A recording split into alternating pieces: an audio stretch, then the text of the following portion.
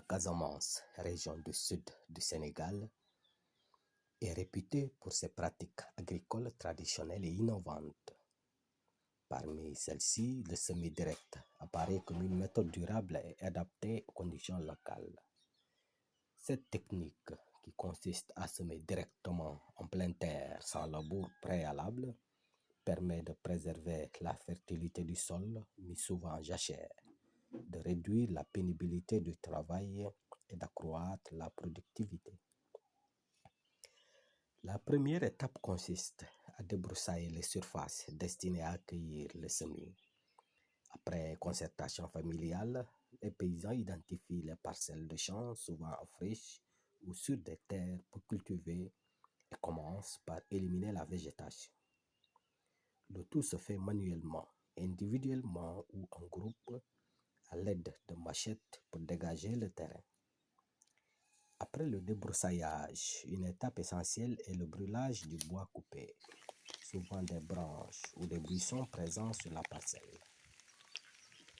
Cette pratique appelée brûlure permet de transformer la matière végétale en cendres riches en minéraux, favorisant la fertilisation naturelle du sol. Le feu est soigneusement contrôlé pour éviter la propagation et respecter l'environnement. Une fois le feu éteint, les paysans ramassent les résidus de bois mal consumés. Certains de ces morceaux seront conservés pour une utilisation domestique comme la cuisson ou le chauffage.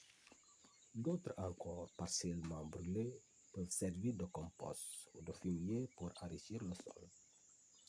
Le bois ainsi ramassé est souvent utilisé dans les cuisines traditionnelles où il fournit la chaleur nécessaire à la cuisson des repas ou comme source de chaleur pour d'autres opérations agricoles.